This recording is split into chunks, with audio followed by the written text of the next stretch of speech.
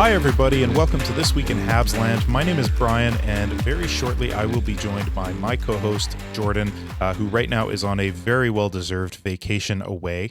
So the vast majority of what you guys are going to hear today in this episode was recorded a couple days ago before the Washington game and before the Dallas game, talking about the first 40 games of the season. So Jordan and I get into our 3 stars of the first half of the season, so the 3 most valuable players to the Montreal Canadiens organization so far this year. You could probably guess who the 3 are, but you might be very surprised by the order that we put them in. So stick around for that. And then we also give a few honorable mentions, other guys who have been contributing very positively for the team so far in this very successful first half of the year. And then we're going to ask 3 burning questions and do our best to answer them. These questions are very important ones in the realm of the Montreal Canadiens right now, among the fan base, among media members. Anybody who's talking about the team right now has been asking these 3 questions. So we're going to get into those and do our best to answer them. But first, I thought it was a good idea to just jump in off the top and talk about the last couple of games that did occur this week. So I am recording just this first part, the intro here, after the Dallas Stars game that the Montreal Canadiens lost, unfortunately in a shootout, but bringing one of the, if not the hottest teams in the NHL right now in the Dallas Stars to a shootout and making it that close and playing such a strong game against them, especially the second night of a back-to-back. That's a very, very good thing for this Montreal Canadiens team. And then obviously the game against Washington, winning that one in overtime, Nick Suzuki scoring his 5th game-winning goal of the year.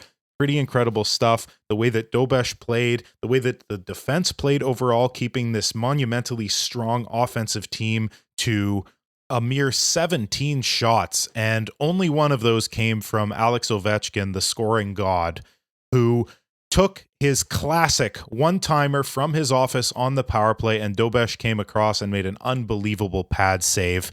And when you think about goaltenders of this era of the last 20 years in the NHL, I can't think of a more cool rite of passage than making a one-timer save off of Alex Ovechkin from his office on the power play. So welcome to the show, Jakub Dobesh. You've played an unbelievable 3 games so far in your young career, shutting out the first game, playing really, really well in the second, coming into this game with like a 980 save percentage, 980 plus, and then keeping this really dynamic offensive team to only 1 goal. Now, as I said, a huge clutch part of that was the Montreal Canadiens defense and forwards as well. Just the defensive system working out so well and keeping this team to only 17 shots. And part of that, too, was setting the tone early in the game. Body checking at the start of games to set the tone has really been a calling card of the Montreal Canadiens over the past stretch where they've been so good. Gouli did it against Vancouver at the beginning of the week, and then Washington in general. That game was a very high energy and vitriolic affair with big hits going both ways. And then most recently, the game against Dallas. Anderson, Jack-Eye, Doc, all with big hits in the first 5 minutes. And then as the game progressed, they just kept going. They showed a stat on the broadcast at one point that the hits were 21-2 late in the second period. So the Habs being the bruisers for a change has been really, really nice. And it seems to coincide exactly when this team has been playing very good hockey and getting the results. Now, to get into those results for a little while here, since the 31st game of the Montreal Canadiens season, that game at home versus Buffalo where they won 6-1, the Montreal Canadiens are 9-2-1. And they are also plus 17 in that stretch. So the last 12 games, plus 17, 9-2-1 for a great 19 points in those games. So this amazing stretch has put the Montreal Canadiens flirting with a wildcard spot. In fact, if you look at points percentage, not at just flat out points, which points percentage obviously is a better representation of where the team is in the standings based on the amount of games they've played. It accounts for games in hands and things like that. Montreal Canadiens are actually in the second wildcard spot, just beating out Boston because of that points percentage thing. We both have 2 more wins than losses, but the Canadiens have 3 more games in hand. So if we keep playing the way that we're playing, we're passing Boston in the standings. Pretty incredible stuff to be ahead of Ottawa, to be ahead of Detroit, to be ahead of Buffalo, these other teams that they've been rebuilding forever, and it seems like they've always been around the corner in these past few seasons. It's not that surprising to me that the Montreal Canadiens have passed 1 or 2 of these, but to pass all 3 and be flirting with the wildcard spot, better than Boston, even kind of pseudo close to Tampa Bay now, this is not something that we foresaw at the beginning of the season, certainly not 15 games in when the Canadiens had like 10 or 11 points, at the bottom of the league. So obviously now there's a very positive feeling among Montreal Canadiens fans. And in our next segments here, where I'm going to bring Jordan back into the conversation here for the stuff that we recorded a couple days ago, we're going to attempt to figure out why. Why have the Canadiens been doing so much better here? And to start it off, we're going to do the 3 stars. Like I said before, we're going to do the 3 burning questions after that, and we're going to attempt to figure this thing out. Thank you all very, very much for checking us out. A little quick production note for next week's episode, because Jordan is still on vacation, and also because we want to get our thoughts on the New York game that's happening at the end of the week. We will not be releasing next week's episode on the Monday. Chances are it's going to be released on the Tuesday or Wednesday, but we will have another fresh episode for you next week about the games occurring this week. So check that out in a week. Without further ado, I'm bringing Jordan in. Let's jump to our segments 1 and 2, the 3 stars and the 3 burning questions. So let's jump into, I guess this is in reality parts 1 and 2. We are going to be jumping into our halfway through the season episode, where we're going to do 3 stars of the first half of the season. And then we're also going to be hitting you with 3 burning questions. And we're going to do our best to attempt to answer those 3 questions. They seem to be questions that are pretty important in the world of the Montreal Canadiens right now. In the, on all the socials, what all the media members are talking about. These seem to be the questions that everybody wants to know about. So we thought we'd do that. Before we get to that, we are going to tackle our 3 stars of the first half of the season. In years past, we would do 3 stars every week. And then, we'd have to pick between guys who had played 2 or 3 games, and that wasn't really fun. So this year we reduced it. We did it at the quarter mark. We're doing it now at the halfway mark again. I think at the quarter mark, if I remember correct, we had Caulfield, Suzuki, Evans, and Gallagher. It was those 4 guys basically between the 2 of us. It's going to be a little bit different here. There's going to be a new name that jumps into the fold here. I'm pretty psyched to get into this. Now, just for transparency's sake, we are recording this before the Washington and Dallas games that occurred this week. So we're basically talking about just the first 40 games of the season after the Vancouver game, and that's quite a nice place to stop, because that was a hell of a game, Jordan. Before we get into the 3 stars, the 3 burning questions, do you want to talk just about the first half of the season in general? Yeah, I think one thing that's actually, since we do like quarter poll halfway through the season. We've changed the format over the few years, but we do it consistently. At every quarter point of the season, we kind of have a state of the franchise. I always find it, Brian, that the first 20 games are so slow. It takes so long to get to the quarter point, but games, 21, 22 to about 41 fly by. And that is absolutely true this time around. And I think this time you can probably associate it with being a hell of a lot more fun, Q2 versus Q1. And it's just like the way we spoke about the first 20 games in like batches of 10, of like the really, really concerning 10. And then there's a spark 10. Hey, they're turning it on. Q2, these last 20 games or so, this has been the team we thought they would be, and better. The run they have gone on, beating very credible teams at home, on the road. The lines are starting to click.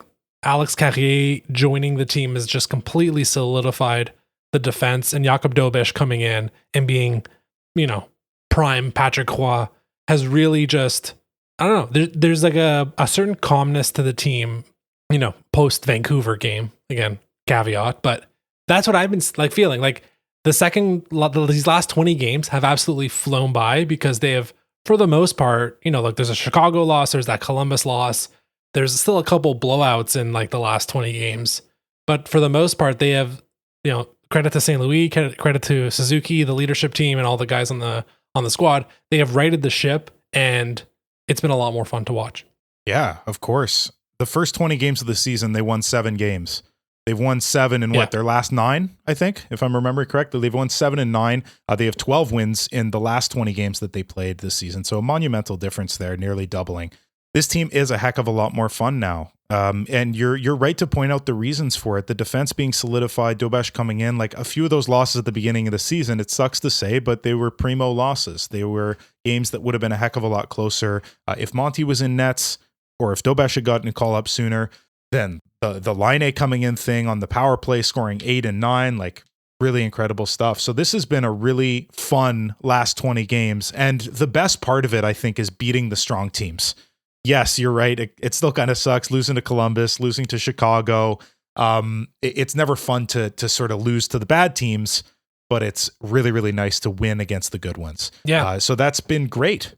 Now, let's get to the nitty-gritty of another reason why we've won so many games so far this season, why the Canadiens have 41 points in 40 games, the first time above 500 since very close to the beginning of the year. I think game 3, they were 2-1, and it went downhill from there, but we're back above 500 now.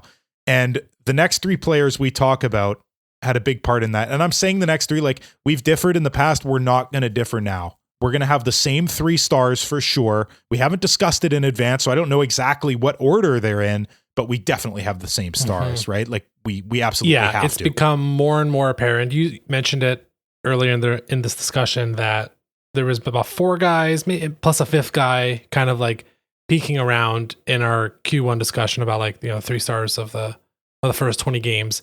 It's now 3 guys, definitely, and I'm curious to know if there's other guys that even, like, sniff the conversation, because these 3 guys have completely escalated. So if I may put a proposition in here, I'm going to just tell you all 3 of them in my order.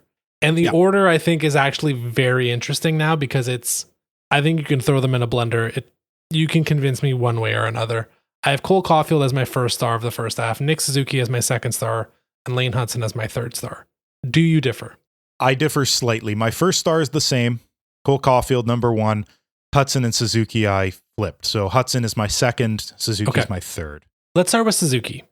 Now, look, everyone had a great offensive game against the Canucks. But what I find so interesting about Nick, and to the point where he's almost underappreciated, is for the most part, Suzuki's not going to have the, like, 1 goal and 4 assist game, or the, 2 goals, 2 assists, or a hat trick game.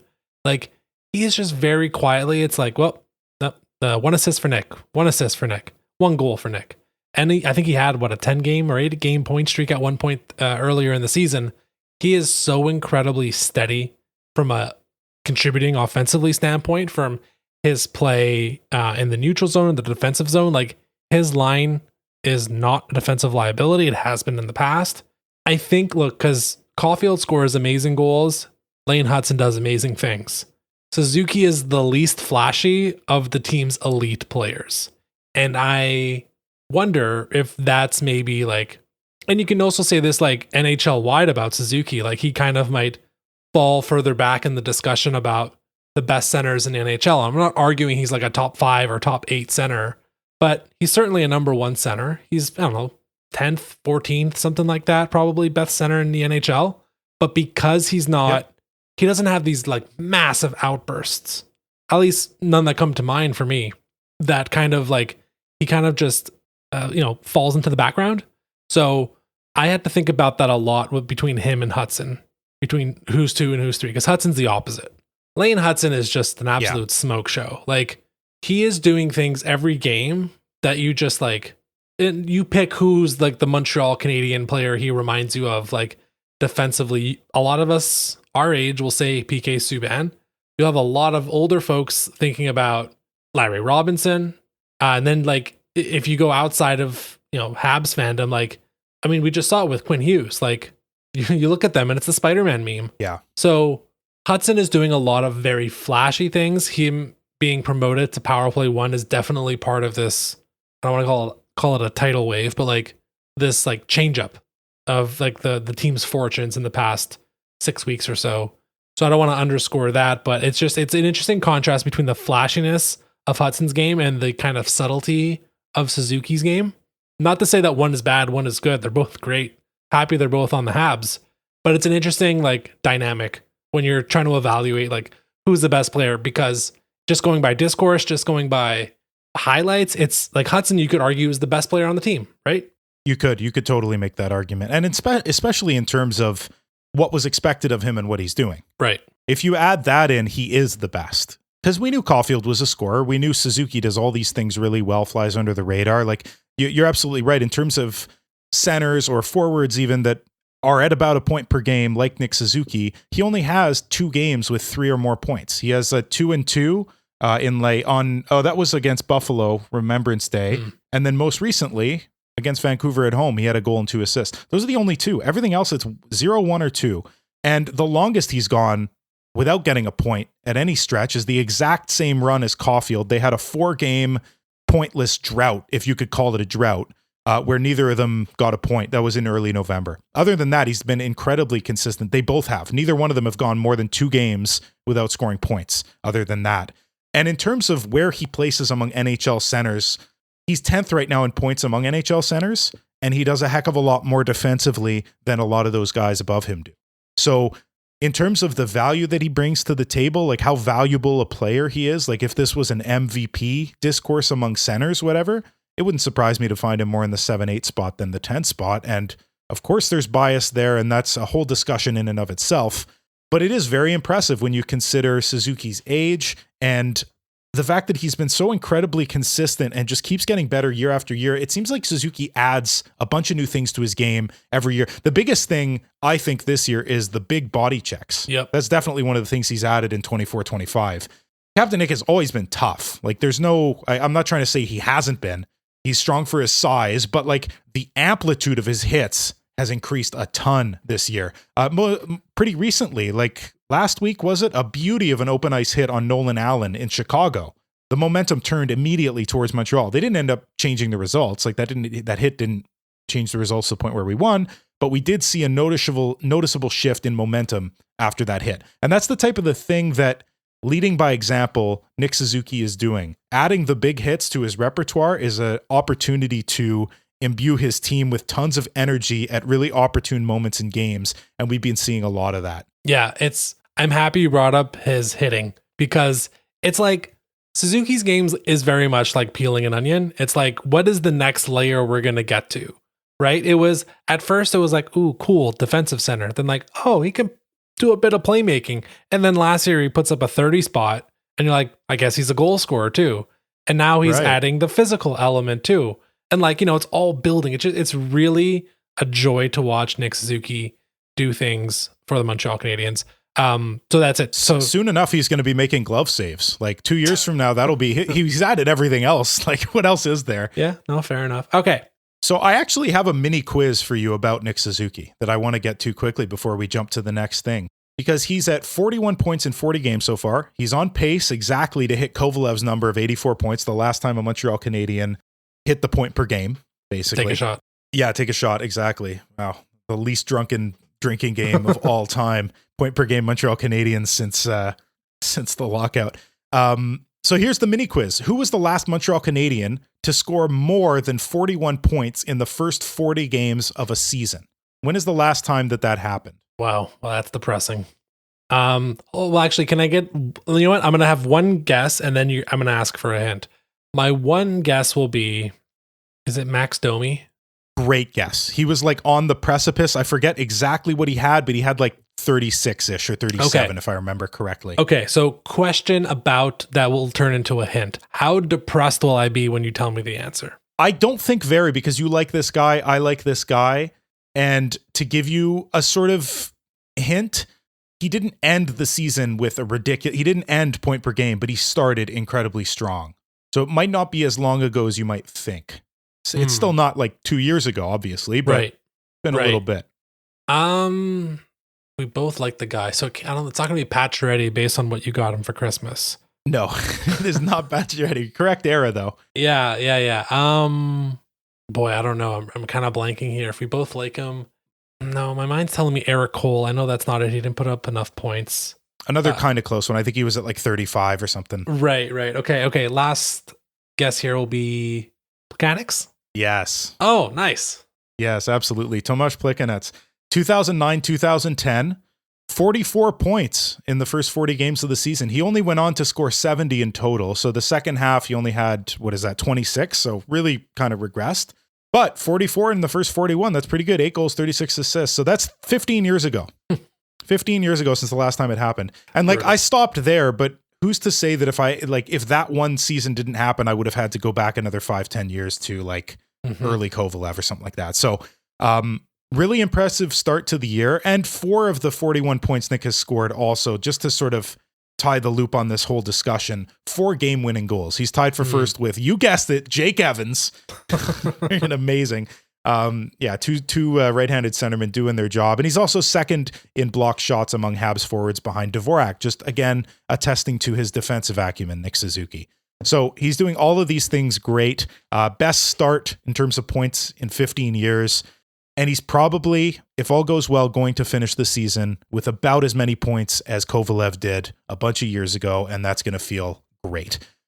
Do you want to jump to Lane Hutson next? And we'll save our best for last. We'll save Cole Caulfield for the last one. Yeah, let's do it. Let's do the most exciting Montreal Canadiens player in a decade, Lane Hutson. We've talked about it a bunch, right? Like, he is so much better than we thought he would be coming into the season. So we don't have to rehash that. He's at 22 and a half minutes a game. He has 30 points in 40 games as of recording. And it's okay. So like that in and of itself for a rookie defenseman, age 20, who was at the World Juniors a year ago, is absolutely incredible. I think we've reached in the last week or two, the chemistry has now been formed, especially with the top line and the top wave of the power play, which is basically the same guys.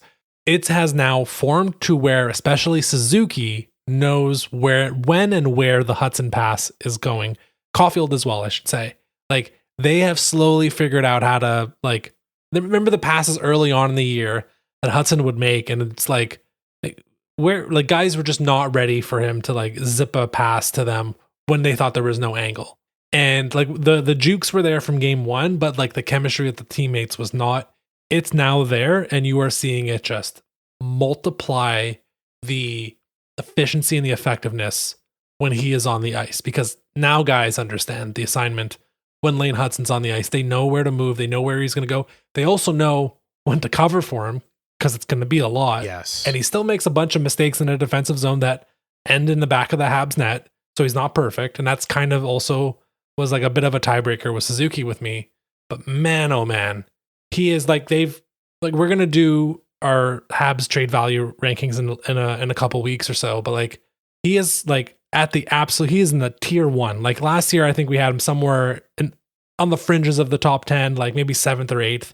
There's a real argument that he is the most important player in the franchise going forward, even over Ivan Demidov, because of now the certainty of the guy we've seen. He's been incredible. I can't believe he's on the Habs and that he's doing this in his rookie season, and he hasn't slowed down. If anything, he's picked up the pace. Yeah, no, certainly he has. And part of that is exactly what you said to start this off. It's the fact that everybody else is expecting, and they know what to expect now. It's not, oh my God, how did he thread the needle on that pass? I didn't even think it was possible. It's, I'm going to get my stick down on the ice because the pass is coming. I know what to expect from Lane Hutson. Also, the comparisons that you were making, I think you mentioned Hughes, Makar, the comment that Pierre Hood made the last game against Vancouver in terms of the Hughes comparison. He was comparing him offensively, and he also said, and I don't remember Hughes being this good defensively either. It was very hit or miss for Hughes at the beginning of his career. Quinn Hughes, that is, for the Vancouver Canucks. And a lot of these guys are like that. And Lane Hutson, of course, there's been some of that. He's got the most giveaways on the team. He's sitting at 52 giveaways, but 28 of those were in the defensive zone. 24 of them are in the offensive zone. And that's a lot of making a crazy nice pass that the guy's not expecting. And so it flies wide, the other team gets possession. So that's skewing it a lot. If you compare that with Matheson's 46, 90% of Matheson's are in the defensive zone, almost 40. Whereas Lane Hudson's close to half are in the offensive zone versus the defensive zone. So a monumental difference there in terms of how much of his giveaways are actually happening in the dangerous area of your own zone where the puck's coming back the other way. Now, believe me, I'm not saying it's not happening. We've all seen it happen. The eye test, it's obvious. He's made some mistakes. The puck's come back the other way. But not to the degree that I expected. Certainly not in combination with how many points he's gotten. You'd think you'd have to take the good with the bad in some incredible way, but it really hasn't been like that. I have a little mini quiz for you. I've prepared a mini quiz for all three of these guys. We did the Suzuki one before. The answer was Plekanec. Mini quiz on Lane Hutson. How many Canadiens defensemen scored more points in their rookie season than Hutson is on pace for? So he's on pace for 61. How many Habs rookies scored more than 61 in their rookie season? Okay, so more than 61. And I don't care who it is, just, how many? Okay, well, 1, 2, gotta be at least 3. So I'm guessing LaPointe, Robinson, not Suzuki, Subban is the other, and maybe Markov. I'll go with 3. I don't know what it is, but let's say 3. I'm glad you said 3. It's only 1. Oh, wow. Isn't that incredible? And it's sad who it is. It's Chris Chelios. Damn it. Who happens to be 6th all time in the NHL, 64 points, and then gets moved. But when he was with the Habs, his rookie season scored 64. Hudson's on pace for 61, which would be in that range, close to 6th all time in the NHL. You mentioned Subban. You mentioned some other names. So if you just look at how many Canadiens defensemen scored more points in their entire rookie season than the 30 that Hudson already has in half a year, there's only 4. It's Chris Chelios, it's Tom Curvers, it's PK Subban, and it's Peter Svoboda. Damn. So I was absolutely perplexed as well. Like Lapointe, all these legends, all these retired players weren't in this, but it's those 4, and like he's already 5th in defenseman rookie scoring for the Montreal Canadiens all time. Isn't that absolutely incredible? That's amazing. I'm just looking at Larry Robinson was the guy. I was like, really? Robinson didn't do it? Right. He pulled it off eventually. Also, Larry Robinson has one of the funniest stats of being a plus 120 in the 1977 season. Sorry, I was just going through Larry Robinson stuff. If you get there in your whole career plus 120, that's a really good career crazy. You've had in the NHL. Yeah, interesting stuff in terms of like benchmarking it against past Habs rookie defensemen. Yeah, and like he's about to pass Svoboda. He had 31. He'll pass Subban in a matter of a few weeks. He had 38. Curvers had 45. Like he's gunning for Chelios. Yep. If he can be roughly point per game or even a little bit below that, he'll pass Chris Chelios, become number 1 all time. So that is pretty darn incredible stuff for Lane Hudson. When I saw that stat, that's what clinched it for me that he was above Nick Suzuki. That one thing, and perhaps I'm placing too much importance just on points, but that was impressive enough to me that I thought I should put Lane Hudson in the 2 spot. Yep. Okay. Should we do our number 1? Let's do it. Cole Caulfield. He has been so incredibly consistent this year. The hunt for 40 goals continues. He slowed down a little bit. He's doing a little Pacioretty impersonation right now, where he went cold for like 2-3 weeks, and then he just is absolutely letting the world on fire. So yeah, he has 22 goals in 40 games. He's just under 20% shooting percentage. I still think there's some stuff to figure out on the power play on how to maximize both him and Laine at the same time. And like the playmaking from that we saw grow last year when his shot was still slowly coming back after his surgery at the beginning of 2023 it's still there, right? The playmaking is still very much there. He's 5th on the team in assist. I am very confident in saying he will finish no lower than 4th and probably 3rd on the team in assist. I think he'll pass Slafkovsky. He'll definitely pass Mike Matheson. Beyond all that, now he's not physical to the same extent, but he's figuring out how to win pucks in some ways here and there in the offensive zone, and he's being responsible enough defensively. It goes hand in hand with Suzuki. Like they work very well together. And Caulfield is like this clutch. He has his 3-game winning goals, but it's not just that. Like it's the goal he scored against Colorado. It's not a game-winning goal, but it kind of was. Like they win it in a shootout, but that Caulfield goal was extremely clutch. And yeah, I think he's been a slight cut above the other 2 guys, at least initially. Goals do matter. That is the most important thing. You can't win in hockey without scoring goals. He is your best goal scorer by a mile, at least of guys who have played most of the season. Yep. And yeah, he's been awesome. What have you been seeing in Caulfield year over year to like in terms of like, because the shot wasn't coming around last year until like the last 15 games or so. Is it really just the shot came back and everything else he worked on last year? I think so. It really does look like that. Like the playmaking took an absolute leap last year from, I don't want to say practically non-existent, but certainly not in his repertoire. Like not one of the things that he did really, really well. And it's become that. It's become one of those things that he does very, very well. You talked about his 7-game goal drought, or that like he was doing a little bit of a Pacioretty thing. What Pacioretty didn't do when he didn't score was get a lot of assists. In those 7 games at the beginning of December when Caulfield didn't score in a row, he had 7 assists. Mm-hmm. So he went an assist per game, still going point per game, even when he's not scoring. So when he's not doing the scoring thing, which is his bread and butter, he's doing a lot of the other things that are crucially important. He back checks hard. He defends as much as a smaller winger needs to defend. He's getting physical. He's hitting bigger guys all the time. Like I talked about Suzuki's hitting, and obviously Caulfield's not going to knock huge dudes to the ground, but he has done it. One now and again, he has done it.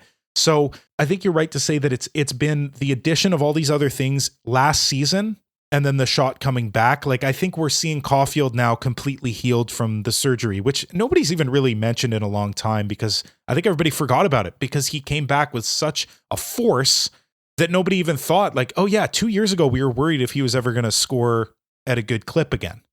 Yep. Like, is he going to become this bottom of the roster secondary scorer who can't even get into games because he's little and he can't be a bottom six guy, but he doesn't score enough anymore. And all these worries that we had, and we can all take a breath. Like all those worries are completely gone. 22 goals in 40 games. He's tied for 7th in the NHL. He's 2 back of Mikko Rantanen for 2nd because everybody's in that 22-23 kind of bubble right now. He's also 7th in goals per 60 with 1.86. Our buddy Laine is 2nd with 2.49. It helps that he hasn't played that much. And he is right behind the grade 8 in 1st, who has 2.69. Legendary 39-year-old Ovechkin scoring at a monstrous clip. But Caulfield in 7th for those. And he also, as I said before, was on that 4-game pointless streak in early November with Nick Suzuki. Other than that, they haven't gone 2 games without a point. So pretty incredible from Cole Caulfield. I have another mini quiz for you, Jordan. When was the last time a Montreal Canadiens scored 22 or more goals in the first 40 games of the season? Now, I'll give you a hint. In the Nick Suzuki one, it was less depressing than we thought it would be. This one's more depressing than you think it's going to be. So when was the last time, if you know who it is, I'll be incredibly impressed, but when was the last time a Canadian scored 22 or more in the first 40 of the season? And tiny caveat, he scored 23 2 years ago in the first 40 before he got hurt. He got 26 and 46, so I'm not counting that other Caulfield year where he scored one more. Okay. Okay, so you're saying it's going to be like surprising if I get it. Is it Mark Recchi? It is not Mark Recchi, but like kind of close. Richard Zednik? No, earlier, way earlier than Zednik, which maybe I'm misremembering where Recchi was in the history. Recchi's late close. 90s, mid to late 90s. Okay, way earlier. Way earlier. Okay. All right. Oh, you said depressed. I tried to gauge. Oh, yeah. How bad are we doing? Matt Naslund? You're really close in terms of the era. So if you're cool, I might just give it to you, unless you want to venture another guess. Is it like a Hall of Famer? Am I going to like shoot myself for this? Like, it's Stéphane Richer. Yeah. Okay. That was not going to be my next guess anyway. So. Exactly. So yeah, don't feel bad. 87, 88, 37 years ago, Jordan, 26 goals in the first 40 games, which is this was a 50 goal season. But that is kind of crazy when you consider that there have been high 30 and low 40 goal seasons. Mm-hmm. Now, I won't say tons of them, but in the last 37 years, there's been a handful, and none of them were front loaded. They were all back loaded. Leading up to the playoffs, these guys would pick it up. Like Patches, for instance, he'd pick it up leading up to the playoffs, and then something would happen. I don't know where that disappeared to in the playoffs. But all these guys would score a ton at the end of the season, not as many at the beginning. So it's Stéphane Richer in 87, 88. Another reason Cole Caulfield's in the one spot for me, like the Lane Hudson mini quiz, that result was very impressive, what he's on pace for, but 37 years for a guy to score this many in the first half. Wow. So quickly now, any honorable mentions we want to go through very rapid fire? I think we both would want to probably bring up Jake Evans, who was the other guy in this discussion after the first 20 games. He's cooled off a bit, unsurprisingly, but he's still doing great things. He's almost definitely would be the next guy up. Beyond that, anyone you want to mention? A very quick mention to Mike Matheson. Okay. As an honorable mention, maybe a slight tier below Jake Evans, just because we know what to expect with Matheson. We know he can eat about 24 minutes, and he's at 24-28. So the time on ice is huge for Mike Matheson. And also, I want to give him a bit of credit too, because he's part of the reason that Hudson is thriving. He's helping him a ton, and he's doing it from the wrong side. Mm-hmm. So Mike Matheson, thank you for that big time. Like Gooley's now on the left, Hudson is now on the left, and the third pairing, only one lefty has to shift right, rather than if Matheson's on the left and it's, a younger guy having to do it. So playing really good hockey despite that, and helping Hudson and being on the same line, these two offensive guys, it just straight up works. So a big sort of thank you to Mike Matheson in terms of that. Do you have a secondary guy after Jake Evans? Like, not ironically, but like Alex Carrier just settling everybody down. Yeah. like it's the transaction that does it, but his, putting him into the team and settling Gooley in that second pairing is now dynamite. And you have just bitten the bullet and like told Mike Matheson go on the right. It just everything kind of fell into place. If there was another guy, good point. If there was another guy, I'd throw a bone probably to Yoel Armia. He's a bit of an unsung hero, doing good things this year. He's at 19 points through 40 games. A lot of stuff on the penalty kill. It's a +4, nothing like Jake Evans is +7. That's the other guy I'd bring up. Yeah, but and then maybe Emil Heineman for his goal scoring in a rookie year. Yeah, really good. Great stuff. That whole line, though, in general, like they're all helping each other big time. Like if this was the line of the first 40, like the best forward line of the first 40 games, would it be them as the fourth line in terms of what they've had to do and what they've accomplished? I think it is. Like Slavkovsky's Suzuki and Caulfield have 34 goals combined. I know, but you got to consider all three guys, and Slavkovsky's struggling. But I know we're going to get into that very shortly. So maybe let's get into the burning questions. Awesome. So we have 3 burning questions, as we always do in our quarter, half, and 3/4 episodes. The first one, a really important one for what we thought was a rebuilding team, but hey, maybe they're going for playoffs. But regardless, it's a team that's growing, developing. So which player's development is the most important in the second half of the season? Okay, so I have an answer I will get to eventually that will be a bit of a wild card.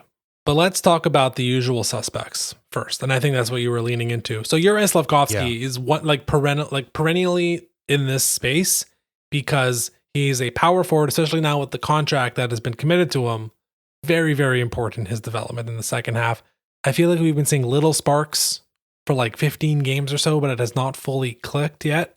So 20-year-old power forward, lefty, you're always on the righty and lefty stuff, whether it's defenseman or forwards. Like you need a good lefty. He should be the top guy.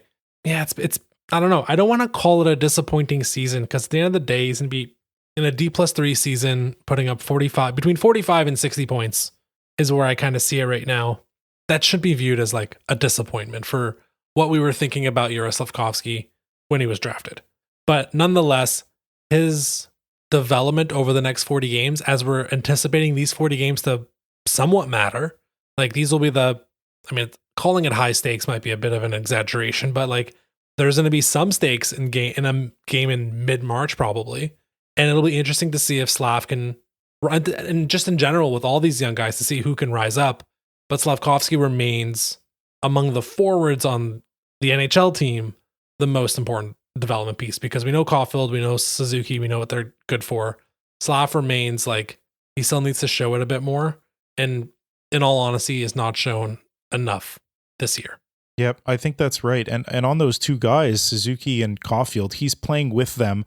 They're playing incredible, and he's not reaping the rewards from that, which that to me might be the most perplexing thing, is that it's fine for a 20-year-old to not be as engaged every single night as they are when they play at their best. That's fine. Like, you know what I mean? A 20-year-old in the NHL, they're going to get good games, they're going to get bad games. It's a bit of a roller coaster.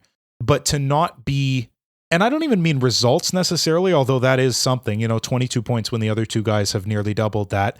But even just process-wise, not being implicated on the nice plays that Caulfield and Suzuki are making because he's either a step behind or when the puck gets to him, his first touch has not been great. And that's the other thing about him too, Jordan, is that it's really the basics that I'm not seeing from Slavkovsky being as good. His board battling, even as early as his rookie season, like obviously after the Bambi Legs thing stopped, 10 games in, something like that, he became one of the, if not the best board battler on the squad. This year, he is not the best board battler on the squad.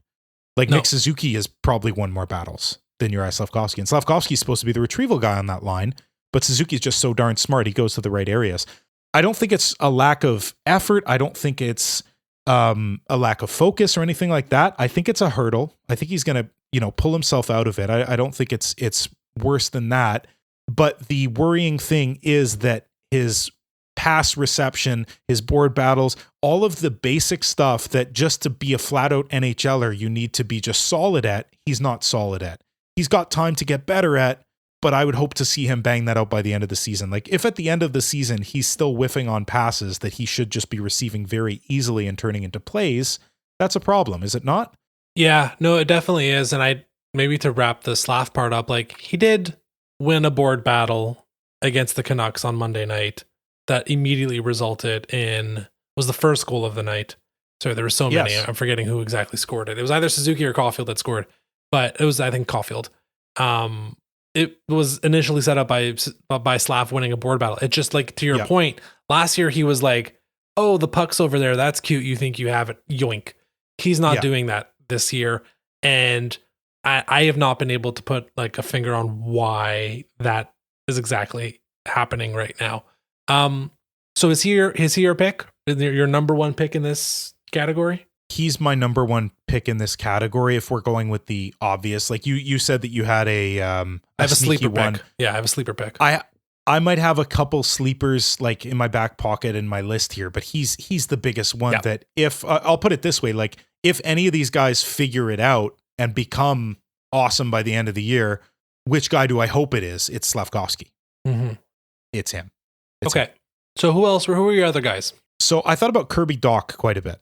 Okay. Kirby Dach is important. And I talked about this last week, how he's 24 years old, but it looks more like he's 22 in terms of development because he's missed basically 2 full seasons worth of games, which is why his development is still so crucial. Like you guys at home might be thinking, well, he's 24. He's about to enter his prime. Like development's over. He is who he is. No, he's got time. He's got time to work things out. The main things that we've been hoping that he's going to be able to work out is the face-offs. Number one, every play starts with a face-off unless you're jumping over the boards to enter a play on the fly, but you need to get better at face-offs, offensive zone, defensive zone. Wherever you are, his face-offs aren't good enough, under 40%. All the other stuff in terms of being a center, he's good defensively. He's very good in transition. He's finding chemistry a lot more with Newhook, which is great because that seems to be the pair of guys that perpetually stays together because they're both less than perfect centers, so they can help each other out. Yeah, so that's basically it with Kirby Dach. Like I'm also hoping that the production increases because 14 points in 40 games, that's the biggest sort of glaring issue with Kirby Dach's game so far this season. And a lot of that has been a lack of abilities at 5-on-5 and being taken off the first power play unit at times. So I think the lack of production is a concerning thing. Like at least Slavkovsky is at a little bit over, actually well over half a point per game. Kirby Dach's not even close. The one thing I'll say about Dach, if we're comparing it to Slav, is I feel like Slav has been given a bit more of a lifeline with still being on power play 1 and still being with Suzuki and Caulfield, whereas they have basically told, I mean, he's kind of splitting center duties-ish with Newhook, but especially, and then Patrick Laine missing a few games recently probably didn't help either. Yeah. Dach's been a bit more sink or swim, whereas Slav has had a bit more support. I do think we've seen him too, like, more sparks than before. Like we were not seeing any sparks for for Kirby Dach for a while. Last 10 games or so, definitely more sparks. Hopefully we get to the point where it's back to what we thought it would be. Yeah, and I think that's why Slavkovsky, and for those of you at home, like it is for me, maybe for you, Jordan, as well, other than your sleeper pick, like Slavkovsky's the main guy. Yeah. Also, obviously, because he's a former first overall pick, like, and he's 20 years old, we hope the best for him. But Kirby Dach's results, like plus minus points, are much worse. So why are we saying, Dach less important than Slavkovsky? It also is because Dach has turned it around so well in the past couple of weeks. He's been scoring goals. He's been getting more points. So like Dach is already starting to turn it around, whereas I haven't seen that as much with Juraj Slavkovsky yet. So I think that's why I really want to see a boost for him. But I'm dying to know, who's your sleeper? This is semantics, right? I love semantics on these questions. We didn't specifically say Montreal Canadiens player. It's our first round draft pick, and it's not the one you're thinking of. It's Michael Hage. I think that's the most important player development outside of Slav, but like you can also argue it's more important than Slavkovsky because, like, again, like take a drink, Habsland drinking game. Most important position, 1C. Second most important position, 2C. Yeah. Second line center.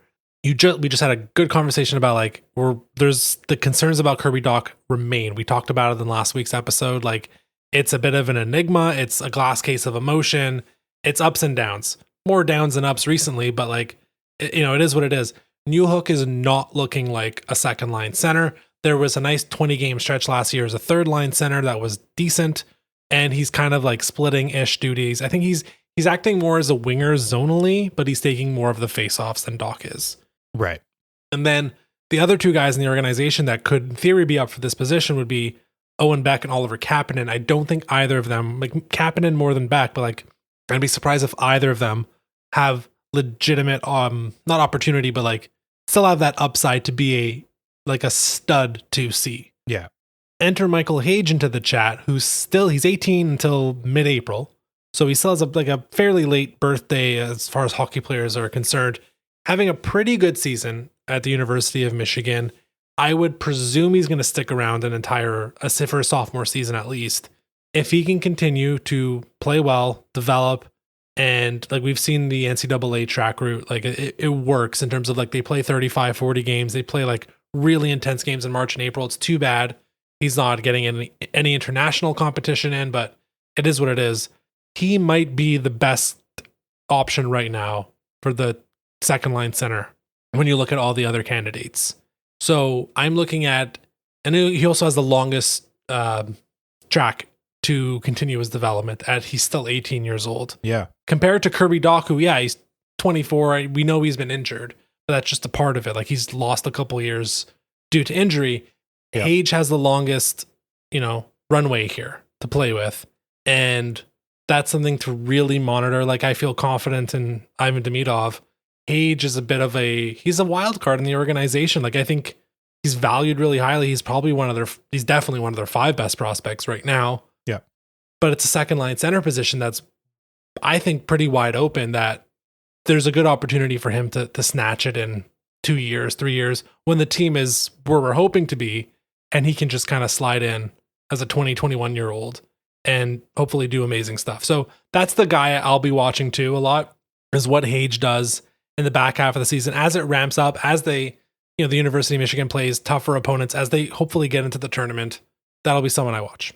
Michael Hage is a really good answer, Jordan. If in those 2 years, Kirby Dach and Alex Newhook are still around, and those become your, third line centers on the same line, still doing it the same way that they are, that's a really strong third line in this league. So Michael Hage jumping into that 2C not only is incredible for that second line, it moves guys down and it puts guys in positions that they're probably more well suited for, let's say. Yep.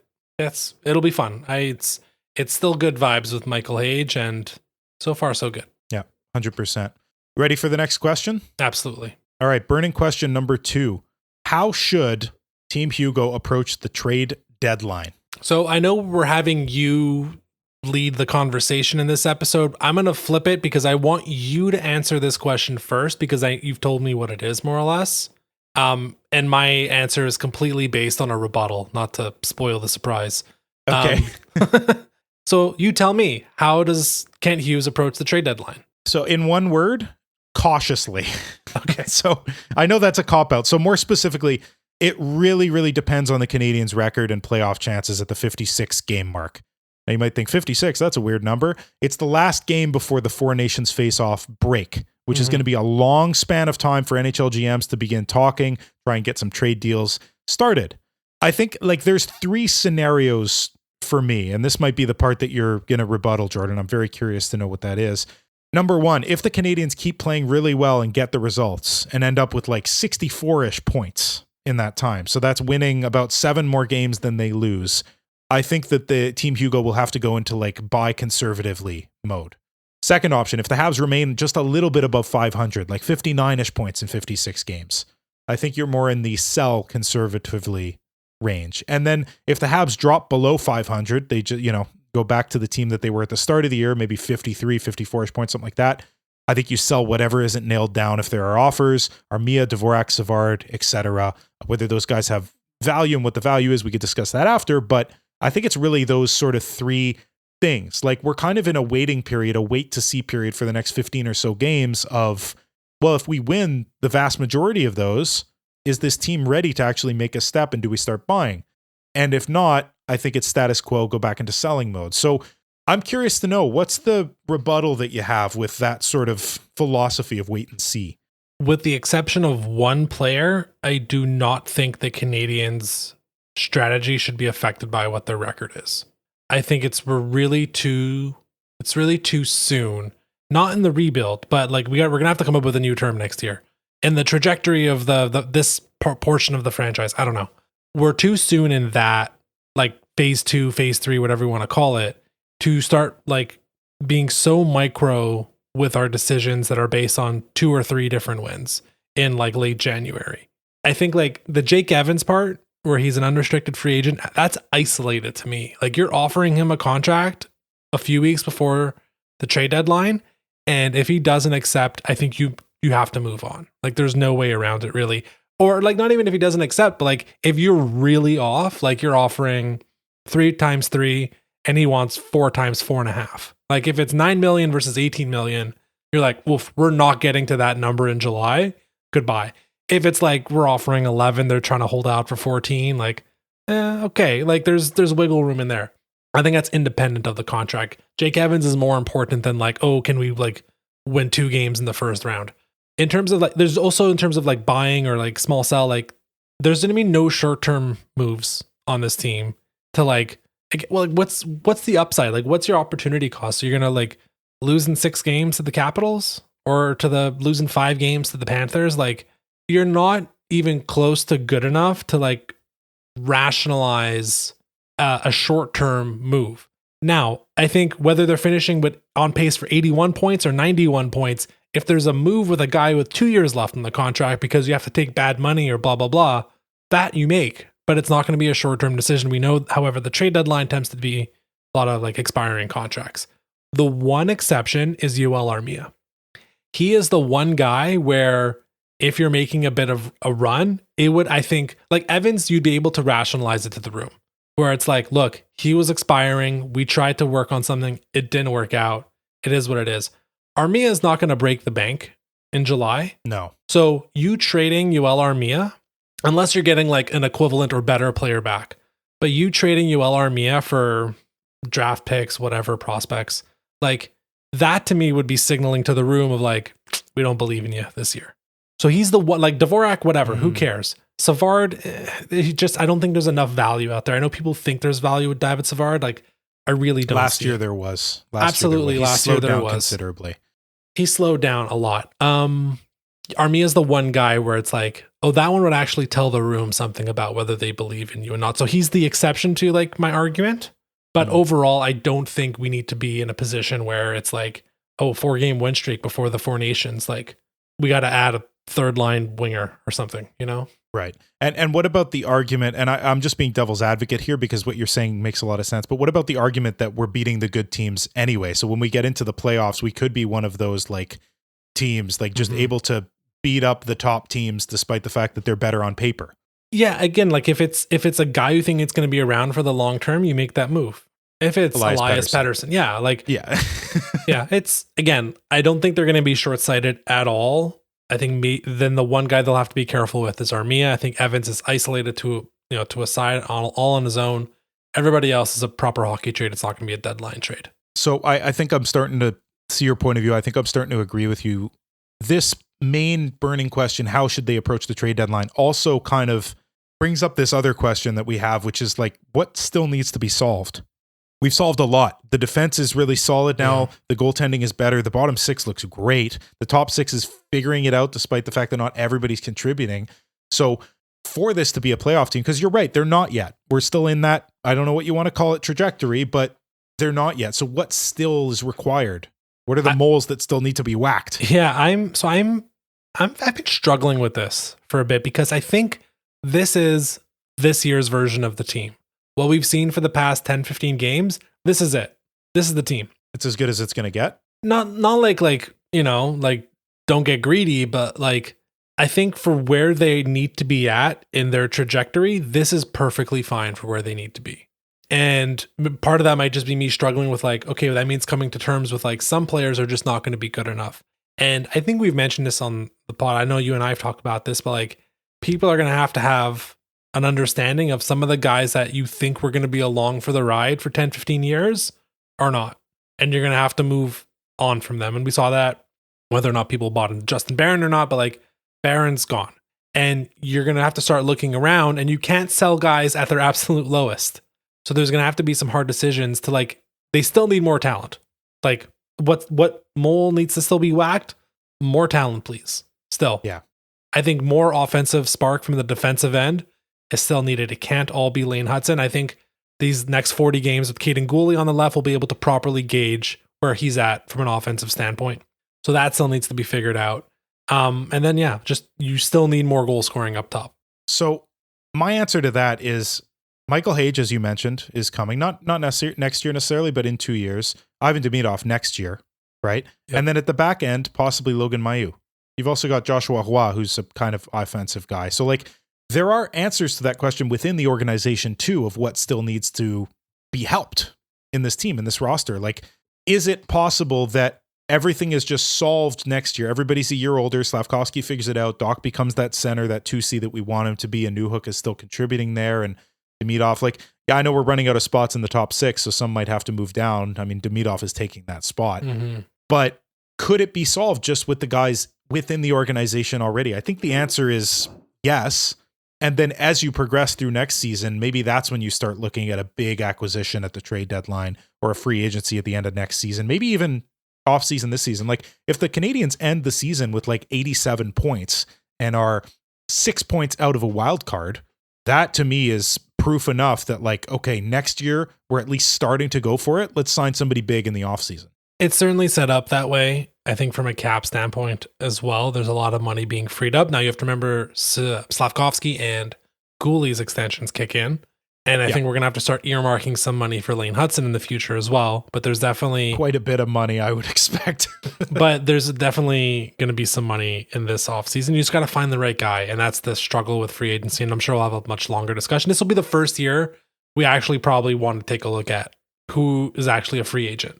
I can't wait, man. Year 3 of the podcast, and this is the first time that we're like, yeah, sweet. We could actually acquire someone now instead of, oh, okay, our guy that we liked went to that playoff contender. Sad to see him go. No, we're going to be acquiring somebody. That's really exciting. Yeah, we're getting there. They're taking all the right steps. I just will tell people we don't have to rush it. If this year's version of this team is 84 or 87 points, which is, I believe, our next question and our final question of the episode, that's okay. We don't have to don't make the mistakes of teams past that tried to squeeze in and whether you're committing a lot in a trade or not, but don't use up ammunition for a nothing burger. I think that's really well said. Why rush it when you don't have to? And that would be a success, right? Like mid to high 80s in terms of points. That would be a success for this season. So let's get into that last question. Our third burning question of the episode. This will probably be a quicker one because I think we've danced around it quite a bit already. How many points will the Canadiens end the season with? Now, this was an over-under that we tackled at the very beginning of the season before we'd even seen the Canadiens step on the ice for a regular season game. You said 82. I said 84. Boy, were we looking stupid after 15 games when it looked like they'd get 56 points and the world would be on fire. We're starting to look a lot smarter now as the team is basically on pace for 83, 84 points. So we're both kind of right in that window. Do you still think it's going to be roughly that, low to mid 80s? So what we have to say, we've been saying it, they are healthier, knock on wood again. I don't want to be jinxing anybody here. The Canadiens have been fairly healthy this season. Yes, they lost Patrick Laine for 20 games. Guys have been in and out of the lineup a bit, right? Slavkovsky missed a few games. Savard's missed a couple games. I think Caden Gooley's missed a couple games. Matheson was out for a game or two. Guys have been bumped up here and there, but for the most part, beyond Laine, no one's had a massive injury. All due respect, David Reinbacher. So keeping that in mind, the schedule, we turned into the boogeyman for a while. So far, so good. Post that, once we get to the end of January, the schedule is pretty normal for the last 25, 30 games of the season. So there's certainly an opportunity there for a team that seems to have figured it out. And if you're going to get not this type of goaltending from Jakob Dobeš, but equivalent to Samuel Montembeault goaltending every night, then you're looking at bumping up their 82, 83 point pace right now. That's what I would be saying. I have a feeling still last year, the last playoff spots in the East, I think it was 93 points, 91 points, somewhere in that range. I still think that's a tall order to make that up, despite the fact that the second wild card appears to be up for grabs, and even the Boston spot, which I think will eventually be the first wild card spot once Tampa passes them. That, I still think 90 plus points is a bit of a far reach. I'm leaning more towards 86, 87 right now.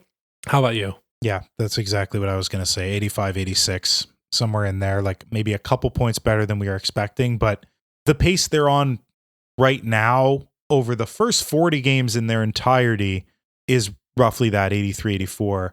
Yeah. But they're playing a little bit better now. And if they keep this identity and keep playing well, they also have to beat some bottom dwellers just flat out. Like I'm looking right now at Tankathon's remaining schedule strength, which very refreshing to not use Tankathon for the tank feature and just for the schedule strength feature. They're 15th right now, which might mean they're 17th because they beat all the good teams and lose to all the bad teams. But I digress. Also, another digression, hilarious. And I just love seeing the New York Rangers in the list of easiest opponents in the, if you look at remaining schedule strength on tankathon.com. Yeah. You're laughing until they win the draft lottery. Don't say that, Jordan. Don't jinx me. Whatever. I'll hate them a heck of a lot less when Kreider goes elsewhere. So maybe he'll be gone. Yeah. Anyway, a few digressions aside, Montreal sitting middle of the pack in terms of the difficulty of schedule. Like they banged out the really hardest part of this death stretch, which was the road trip. And they did it with flying colors, 4-2. So, and then extending that the first game back at home, which is a trap, and they win that against Vancouver. So screw it. I'm going 88. I'm going a little bit, bullish here. I'm going to say 88 after all. So you're saying 88, I'll say 87. And I think with that, like maybe our final comment, we can say definitively, Brian, they're in the mix. They are in the mix. Holy crap. He was right. Everybody, he was right. Yeah. I can't believe it. Actually, I can. It makes sense. A bunch of us saw this coming. Like anybody who doesn't follow the Canadiens closely enough had them pegged as a rebuilding team who needs another top 5 pick who's going to be bottom of the NHL. And those people are just wrong. They just haven't been following the team close enough. Yeah. Like again, last point, the real over-under was 76.5. And we kind of like were very confused by that number. Yes, they were brutal these first 10 games. Since then, and it's balanced out. Like this is why it's an 82 game schedule. You need to see a much larger sample size. 76 was kind of funny to us. We thought that was fairly low. We said low 80s. I think we're kind of readjusting now to mid to high 80s.